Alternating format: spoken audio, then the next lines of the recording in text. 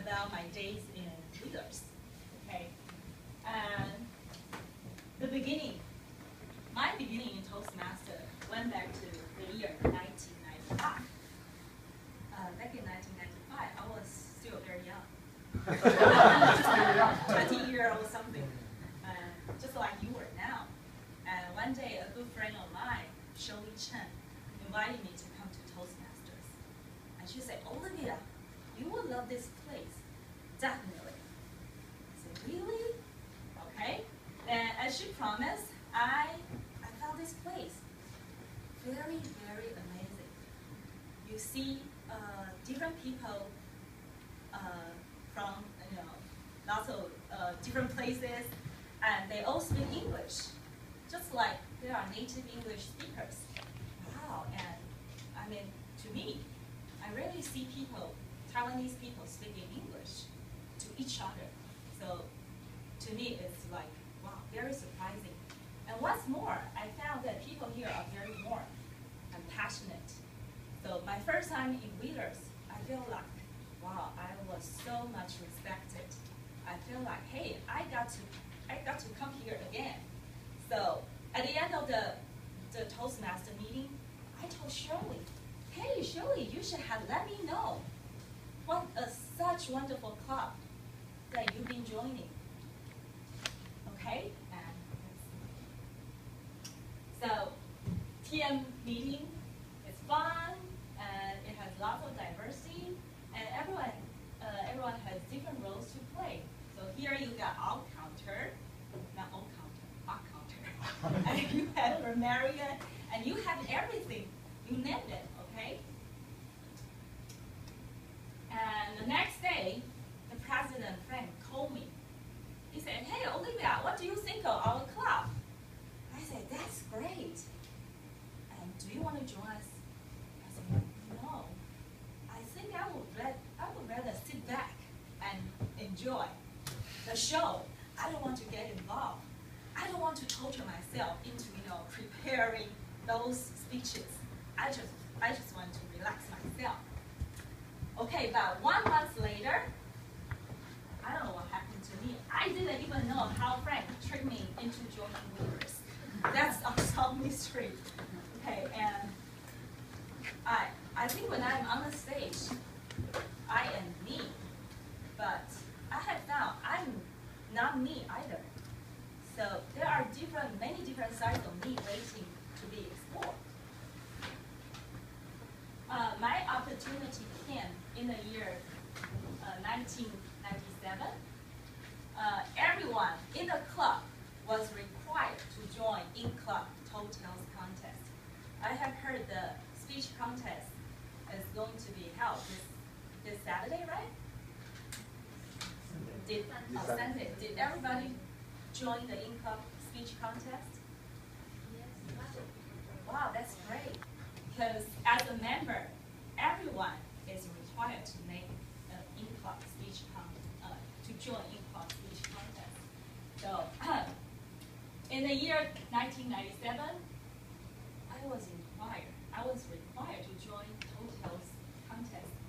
And you don't have Tales contest right now, but a total is, you have to brag, you have to boast, you have to exaggerate. Believe me, I have always been honest. I don't know how to do, bragging, boasting, exaggeration. This is really hard for me. So, in the very beginning, I didn't even know how to write a total. But I know back then the hottest issue was hypnosis. Okay, back then people like to be being hypnotized and get to know their previous life. So I just set my beginning in the hypnosis. Okay, and then I was thinking, okay, I was hypnotized, but who should I be in my previous life? Okay, then Marilyn Monroe just suddenly came to me. She is the goddess of love, goddess of sex. kind of shocked because I always thought I was very low profile. I didn't want to get attention. I don't want to, be in the spotlight. But the idea of thinking me as Marilyn Monroe was kind of shocking to me. Because at that moment, I thought, wow, there was a different side of me. I probably want to be seen. I probably want to be, sometimes in the spotlight, so I can be seen. I can be watched. Okay? And there you go. So, I am Marilyn Monroe? Really? 20 years ago, I was still very skinny, like African refugee. And Marilyn Monroe, everybody knows she was sexy. But how could I be Marilyn Monroe? I mean, there was a huge gap between me and Marilyn Monroe. So how could I persuade my audience I am Marilyn Monroe? I'm sorry. Okay. So back then I went to Chinese her doctor very often. There was one time I was waiting for the doctor visit for a very, very long time. I got really bored. So I was, sitting on the couch, very bored. And I started to look down. And I looked at my chest. I said to myself, wow, it's really small. At that moment, I figured out, hey, I could do something about this to link with my total speech. Okay. And I started to write the story plot in my mind. I said, okay, so I'm Marilyn Monroe. People found me. I'm dead. They were so panicked. They tried to rescue me. So they did CPR on me. They pushed me here and there. They pushed me everywhere. So in this life, my chest is so small. So click. That's the inspiration. I got the inspiration while I was waiting for my doctor. So I figured out, actually inspiration is, it can happen anywhere. Okay? So as long as you keep thinking about it, and one day it might click. Okay? And so on behalf of Wheelers, I joined area level hotel contest. When the contest master announced that I was the winner, can you imagine the first sound I heard was from Henry Chen. Is he still here? No. Okay, I'm so sorry. Henry Chen roared, like it was he, not me, who won the war. I was like, oh, I was so touched. He was even happier than I was. Okay. And Shirley Chen, definitely she's not here because she left earlier than me. Okay, Shirley, she's actually helping me to design all the movements. She's actually the director, okay? And after winning this award, I strongly believe this glory belongs to everyone in the Leaders because you are here for me, you cheer for me, and our Leaders is a team, a family, okay? And then I was very fortunate. I went on the national stage. I would have to say, for the first 2 minutes on the national stage, I was really nervous and I was self-consciousness. I knew I was competing, but I think it wasn't a good thing if you know you are competing. That means you cannot relax yourself. So for the first 2 minutes, I was very, very nervous. But the third minute on, I'm very lucky. I start to, let go of my self-consciousness, and I seem to control myself a bit. I can grab the attention from the audience and enjoy myself on the stage, enjoy my solo show. Okay, and I would have to say 5 minutes on the national stage. It's like I experienced several transitions in my life. In the beginning, I was nervous, but in the middle, I start to feel, I feel a sense of pride. And in the end, I told myself, how come it's over? It's like, oh, it's a very different kind of feeling. Okay? I've been in leaders for almost 10 years. And I listened to hundreds of speeches.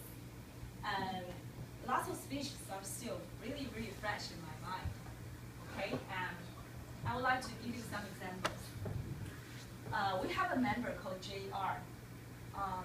The first time he did his speech, he was so nervous. His whole body was shaking, trembling. And his nose was twitching. And, I was sitting, I think I was present back then. I was sitting here. I was looking at him. I could help myself twitching my face. You probably think that, that might be the end of JR's Toastmaster career. But I have to tell you, half a year later, he's still here. And he could make fun of himself and make fun of me on the stage, So he made a really huge progress. Okay, another member called Joyce. She's always calm during delivery. I look up at her and said, what an excellent speaker. But there was one time she did really scare me a lot. She suddenly jumped onto the table. I was like, oh, what a skillful act. How could she do this? And then she explained, hey, being a kindergarten teacher, you had to do really unexpected movement to catch kids' attention. That was marvelous. And then, I'm so happy to see Michael today, because this is the Michael I was talking about. I remember his C5, and from C1 to C5, he was like a very ordinary speaker.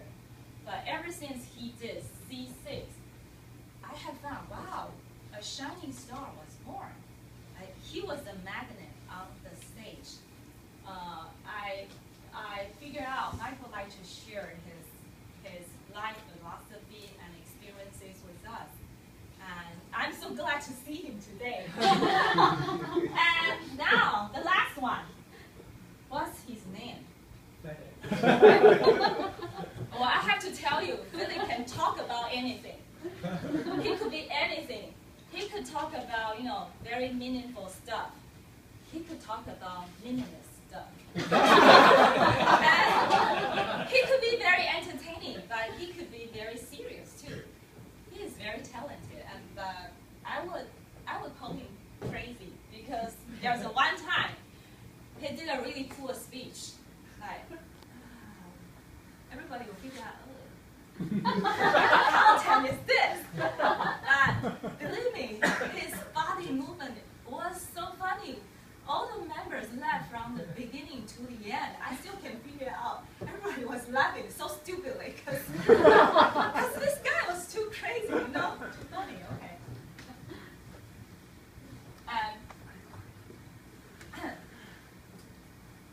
There was still a very special moment in my Toastmaster career. From year 2000 to the year 2001, Sherry Wu, and I have to sponsor a Toastmaster Club, Nantou Toastmaster Club. You know how far away it is, right? Honestly speaking, I didn't want to go there. It's so far away, so time consuming. And I was dating my boyfriend, my husband, now. So I didn't want to go there. But I know they needed my help. So I just went there. Just like a mother first raising her first child, she would have to do a lot of homework. So for me, raising this baby, raising Nantou Toastmaster, I did some research. My research was like, I read the manual. Did you get manual? Communication manual? I read manual carefully. Believe me, I read every single sentence carefully. And I have found that it really helped me in making evaluation, because I have found lots of information I ignored before in the communication manual. So it was a really rewarding experience to me. Although I spent a lot of time, I still think that's really rewarding. Okay.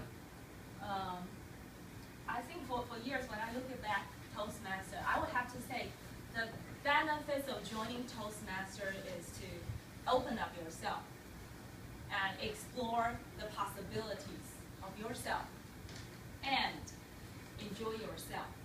I would have to say enjoy yourself is the most important thing. Okay? And in Toastmasters Club, there are lots of hidden treasures, and you could be the diamond. Through practice, through training, through education, I believe you will be a diamond someday. Toastmasters.